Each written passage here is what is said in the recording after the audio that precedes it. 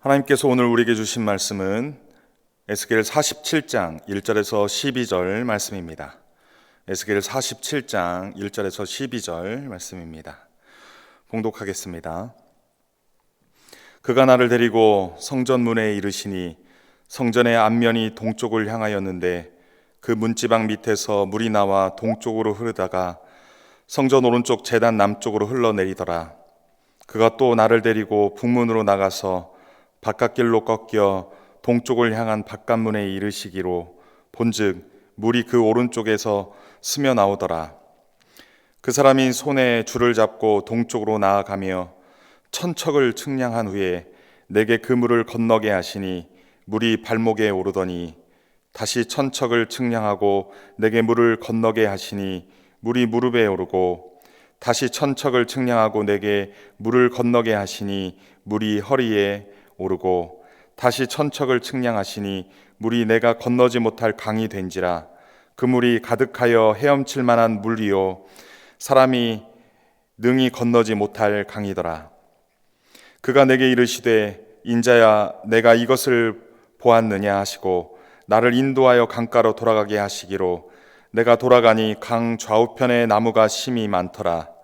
그가 내게 이르시되 이 물이 동쪽으로 향하여 흘러 아라바로 내려가서 바다에 이르리니 이 흘러내리는 물로 그 바다의 물이 되살아나리라. 이 강물이 이르는 곳마다 번성하는 모든 생물이 살고 또 고기가 심히 많으리니 이 물이 흘러 들어가므로 바닷물이 되살아나겠고 이 강이 이르는 각처의 모든 것이 살 것이며 또 이 강가에 어부가 설 것이니 엔게디에서부터 에네글라임까지 그물 치는 곳이 될 것이라.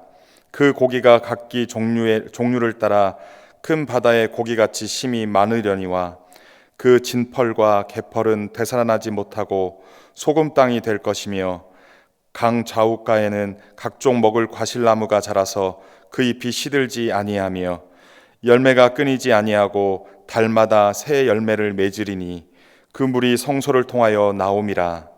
그 열매는 먹을 만하고 그 잎사귀는 약재료가 되리라. 아멘.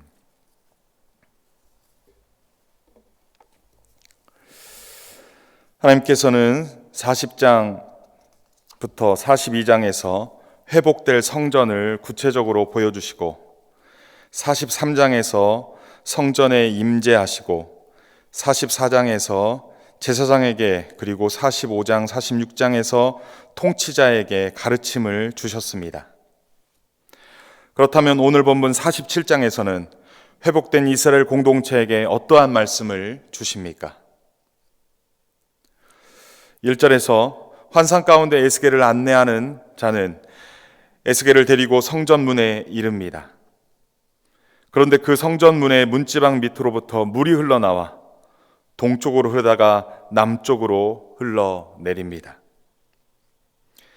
에스겔을 안내하는 자는 에스겔에게 물의 근원이 어디에서 시작되어 어디로 흐르는지를 보여주는 듯 합니다. 하나님이 거하시는 곳으로부터 물이 흘러 성전 입구인 문지방 밑으로 나오는 것입니다. 2절에서 안내자는 다시 에스겔을 데리고 성전 북문으로 나가서 바깥길로 꺾어 동쪽을 향한 바깥문에 이르렀다고 합니다. 성전 안뜰의 동쪽 문은 안식일과 초하루에만 열기 때문에 안내자와 에스겔은 안뜰의 북쪽 문과 바깥뜰의 북쪽 문을 통해 성전 구역 밖으로 나가서 담을 끼고 오른쪽으로 돌아 동문으로 간 것입니다. 그런데 성전 밖의 동쪽 문에서 보니까 성전으로부터 물이 흘러나오는 것입니다. 물이 성전 문지방으로부터 나와 성전 안을 휘돌아 성전 동쪽 바깥문으로 흘러나오고 있는 것입니다. 3절 이하에서 5절까지는 성전 동쪽 문을 통해 성전 밖으로 나오는 물이 어디로 흘러가는지를 설명하고 있습니다. 3절에서 손에 줄을 잡은 안내자는 에스겔을 데리고 동쪽으로 나가면서 천척을 측량한 후에 에스겔에게 그 물을 건너게 합니다. 천척은 약 500m 정도의 거리입니다. 에스겔은 그때 흐르는 물을 건너는데 물이 발목까지 올랐다고 말합니다. 안내자는 다시 천척을 측량하고 에스겔을 다시 물을 건너게 합니다. 이번에는 물이 무릎까지 올라오고, 또다시 천척을 측량하여 물을 건널 때에는 물이 허리까지 올라오고, 또다시 천척을 측량하니까 이번에는 물을 걸어서 건널 수 없고 헤엄을 쳐서 건너야 건널 수 있는 강이 되었다고 합니다. 하나님께서 임재하시는 성전이 물의 근원지가 되어서 성전 문설주에서 나온 물이 성전을 벗어나 사천척을 흘러간 것입니다. 처음에는 물의 높이가 발목 정도였는데 사천척이 되는 곳인 약 2km 정도 지나서는 물이 완전히 차고 넘쳐서 이제는 헤엄치지 않고서는 건널 수 없는 큰 강이 되었다고 설명하는 것입니다. 본문 6절에서 12절 말씀은 성전에서 흘러나온 물이 지나는 곳마다 어떠한 변화가 일어났는지를 설명하고 있습니다. 6절에서 안내자는 에스겔에게 인자야 내가 이것을 보았느냐고 질문합니다. 어찌 보면 성전으로부터 흘러나와 강을 이룬 놀라운 광경을 두 눈으로 확인했느냐는 질문일 것입니다. 하지만 그것만으로 놀라기에는 부족합니다. 안내자는 에스겔을 강가로 다시 올라오게 하여 돌아가게 합니다. 그때 에스겔은 7절에서 광 좌우편에 나무가 심이 많은 것을 봅니다. 본래 예루살렘에서 사해 쪽으로 가는 유대 땅은 나무들이 아니라 황무지 광야뿐입니다. 광야는 식물이 자라지만 강수량이 적고 햇볕이 강해 식물이 자라다가 시들시들하며 거목으로 자랄 수 없는 곳입니다. 그런데 그러한 곳에 성전으로부터 흘러나온 물이 시내를 이루고 강을 이루더니 그 좌우편에 성장한 나무가 심이 많은 것을 보았다는 것입니다.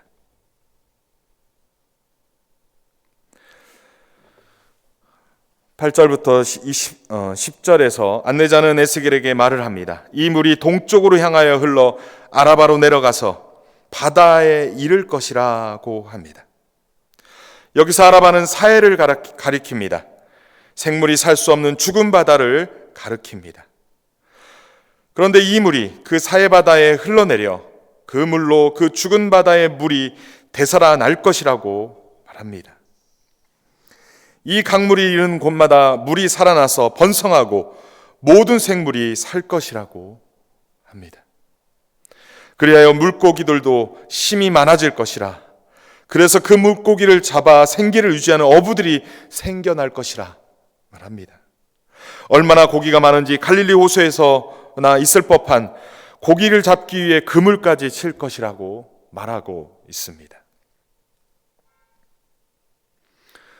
11절부터 12절에서는 경제적 가치가 높았던 소금을 생산하던 진펄과 개펄은 그대로 소금을 생산하는 곳으로 유지될 것이며, 강 좌우편에는 열매를 먹을 수 있는 과실나무가 자랄 것이며, 그 잎이 시들지 않고 열매가 끊이지 않으며, 해마다가 아니라 달마다 새 열매를 맺을 것이다 라고 말합니다. 나아가서 성수에서 흐르는 그 물로 인하여 그 열매는 먹을만하고 그 잎사귀는 약재료가 되어 사람을 치료하는 재료로 사용될 것이라 말합니다.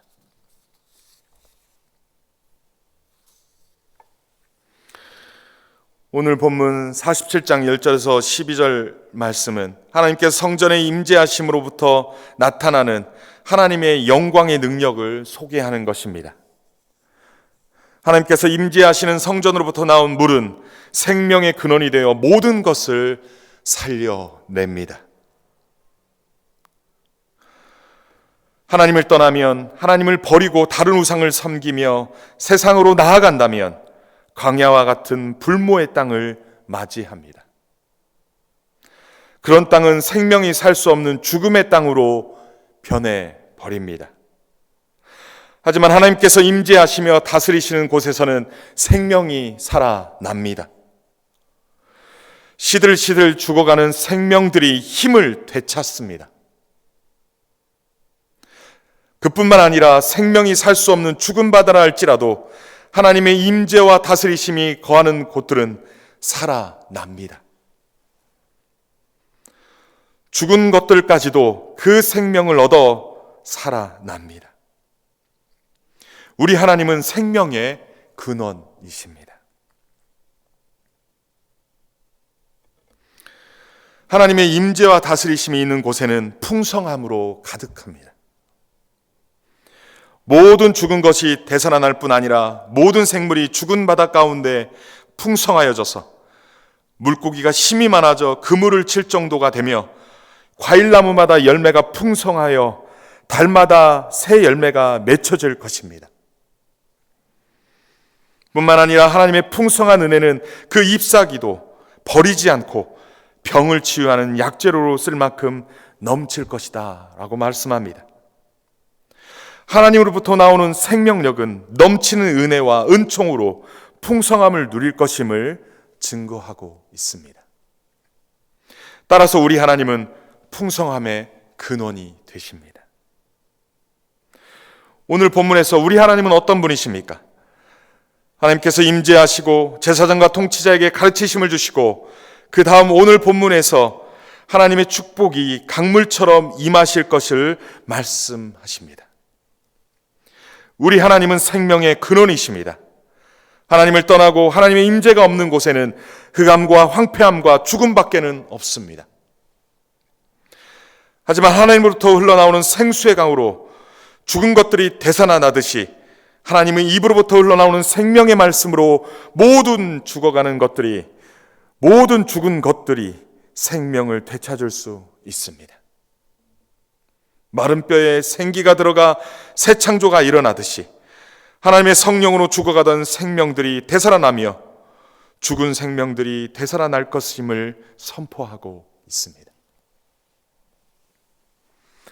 오늘날 우리는 코로나로 인해 영적으로 죽어가던 주의 성도들의 그 성도들이 주의 말씀과 주의 영으로 인하여 그 생명이 다시 살아나는 은혜가 있기를 간절히 소원합니다.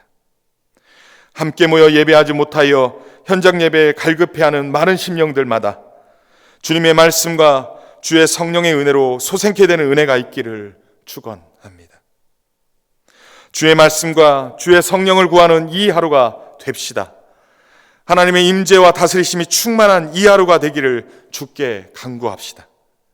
그래서 이 땅의 성도들이 살아나고 이 땅의 교회들이 살아나길 주님의 이름으로 축원합니다. 주님께 함께할 때 하나님께서는 우리의 필요를 채워주시고 더 풍성하게 해주실 줄 믿습니다. 이 약속 의지하며 살아가시는 저와 우리 모두 되시기를 주님으로 간절히 축원합니다. 기도하겠습니다. 생명의 근원과 풍성함의 근원 되시는 하나님 아버지, 우리가 하나님의 임재와 다스리심을 갈망합니다. 하나님의 말씀과 하나님의 영으로 우리 가운데 함께하여 주옵소서. 우리를 주님의 말씀으로 주의 영으로 다스려 주옵소서. 그리하여 우리의 메마른 심령이 주님의 말씀과 주의 성령으로 충만케 하여 주옵소서. 우리의 가정과 우리의 교회들을 살려 주옵소서. 이 나라와 이 민족을 살려 주옵소서. 코로나로 인하여 전 세계가 불안해하고 두려워합니다. 주여 이 지구촌을 주께서 간섭하시고 주께서 친히 다스려 주옵소서. 뿐만 아니라 코로나로 인하여 경제적 피해를 호소하는 수많은 영혼들이 주님께서 함께 하심으로 주님으로부터 오는 그 풍성함을 회복하게 하여 주옵소서. 모든 것 주님께 의탁하옵고 살아계셔서 역사하시는 우리 주 예수 그리스도의 이름으로 기도합니다. 아멘.